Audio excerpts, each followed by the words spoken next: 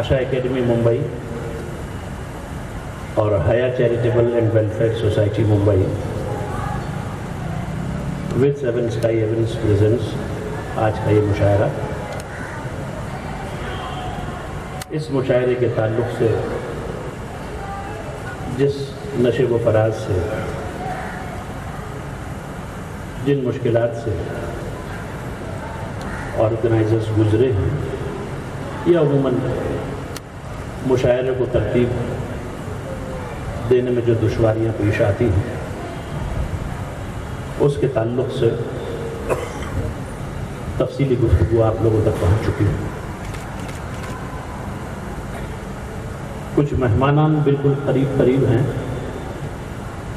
ابو عاصم اعظمی صاحب اور سہیل بھائی لوکھنڈ والا بہت قریب ہیں، کسی لمحے پہنچا چاہتے ہیں، لیکن چونکہ تاخیر کافی ہو چکی ہے،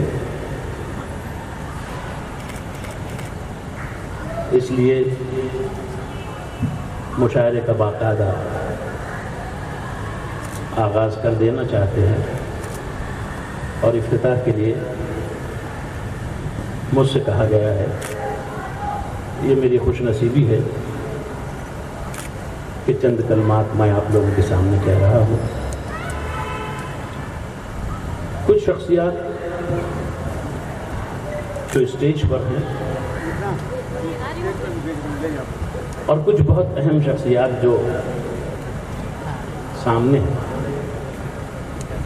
میرے سامنے جو لوگ موجود ہیں،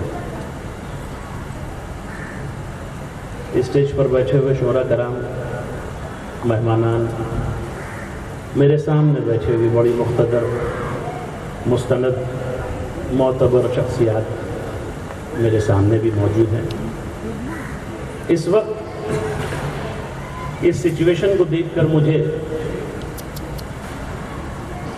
ترازو کے دو پلڑے یاد آ رہے ہیں.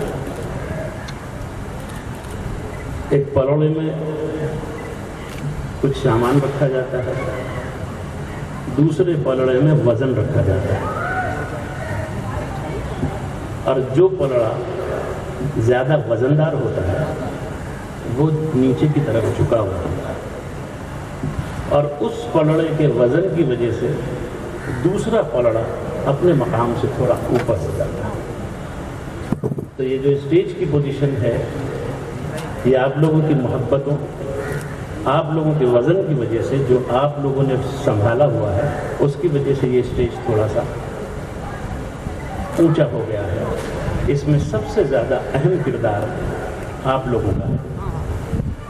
آپ تمام لوگ بے پناہ مبارکباد کے مستحق ہیں کہ آج کے وقت میں، آج کے اس دور میں، آج کے اس مشینی دور میں اردو کے مشاعرے کے لیے بہت دور دور سے آپ لوگ تشریف لائے ہیں. کچھ ایسی قداور شخصیات یہاں اسٹیج پر بھی بیٹھی ہیں کہ جب میں ان کی طرف دیکھتا ہوں پلٹ کر، تو ان کی بلند قامتی کے سامنے مجھے اپنی کوتاہ قدی کا احساس ہوتا ہے،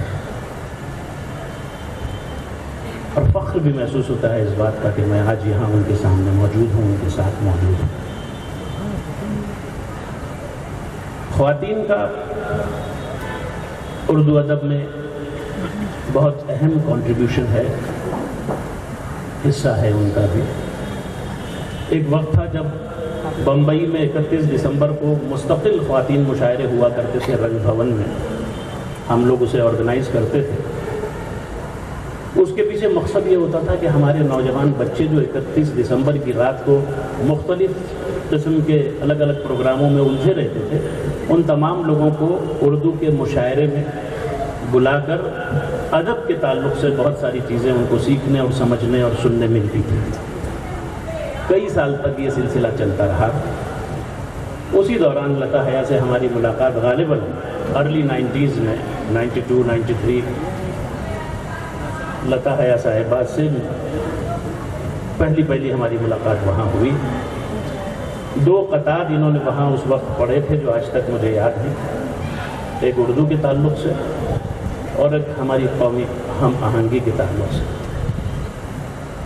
اے کاش اپنے ملک کی ایسی فضا بنے، منبر جلے تو رنج مسلمان کو بھی ہو، پامال ہونے پائے نہ مسجد کی آبرو، یہ فکر مندروں کے نگہبان ہوگی۔ دوسرا قطعہ انہوں نے اردو کے تعلق سے کہا تھا کہ 4 صدیوں پہلے آیا ایک انوکھا انقلاب، فطرت گیتی میں ایک ہنگامہ ہرسو ہو گیا، چاندنی، خوشبو، شبنم، شفق، تجلی کہکشاں، جب ہوئے یکجا تو ان کا نام اردو ہو گیا۔ کوئی تھوڑی سی غلطی میں نے شاید کی ہے وہاں کہیں، لیکن بہرحال۔ اور ایک ایسا واقعہ اس وقت ہوا تھا جو میرے دل پر نقش ہو گیا۔ اس مشاعرے میں ڈاکٹر نسیم نکھت بھی تھی، تسنیم صدیقی بھی تھیں مراد آباد کی۔ ان لوگوں نے اشعار پڑھے تھے اور کچھ اشعار غیر معیاری تھے جس پر لتا حیا نے آبجیکٹ کیا تھا وہاں۔ تو مجھے لگا کہ شاید یہ ان کے دل کی بات ہے، بالکل جو ان کا مزاج ہے۔ عورت کے تعلق سے جس طریقے کا مزاج ہونا چاہیے، جو اس کا کردار ہونا چاہیے، وہ انہوں نے پیش کیا تھا اور وہ بات کہی تھی، مجھے بہت اچھی لگی تھی۔ اس کے بعد والے مشاعرے میں ہم لوگ مجنوں سلطان پوری صاحب کو لے گئے تھے مہمان خصوصی کی حیثیت سے، اور وہ مشاعرے بڑے کامیاب ہوا کرتے تھے۔ بعد میں پھر رمضان آ گئے تھے 31 دسمبر میں، تو اس کے بعد وہ سلسلہ ختم ہو گیا اور تھوڑے عرصے بعد رنگ بھون والوں نے وہ بند کر دیا ہال دینا، اس وجہ سے وہ سلسلہ ٹوٹا۔ تو لتا حیا کے لیے عزت اور احترام اسی وقت سے میرے دل میں ہے اور بہت زیادہ ہے۔ تو جب کبھی بھی یہ کوئی بات کہتی ہے یا کرتی ہے تو اس کی بہت زیادہ اہمیت ہوتی ہے اور ہم اس کا بہت زیادہ خیال رکھتے ہیں ان باتوں کا۔ تو اس وقت بھی جب یہ بات ہوئی اور انہوں نے جو ذکر کیا شروع میں کہ کچھ لوگ آئے تھے ساتھ میں شامل ہو رہے تھے اس مشاہدے میں اور بعد میں پھر وہ لوگ الگ ہو گئے، بہرحال ہر ایک کی اپنی کچھ مجبوری ہوتی ہے۔ آج جس طریقے سے یہ مشاعرہ منعقد کیا گیا ہے، جن محنتوں سے اور جن محبتوں سے آپ تمام لوگوں کا خلوص اس میں شامل ہے، تو میں حسن کمال صاحب کی موجودگی میں، انور جلال پوری صاحب کی موجودگی میں، اشہد غزنوی صاحب کی موجودگی میں، میرے عزیز دوست قاسم امام، عبید اعظم اعظمی، عبدالعزاز صاحب و دیگر شعراء کرام جو اسٹیج پر موجود ہیں، آج اس مشاعرے کے افتتاح کے لیے مجھے حکم ہوا ہے تو 2-3-4 اشعار سنا کر میں باقاعدہ اس مشاعرے کے افتتاح کا اعلان کروں گا۔ مجھے یاد آ رہا ہے اسی وقت جو اشعار کہے جاتے تھے، پڑھے جاتے تھے، ایک کشمیر سے ایک شاعرہ آئی تھی شگفتہ مہک، وہ ایک شعر پڑھتی تھی کہ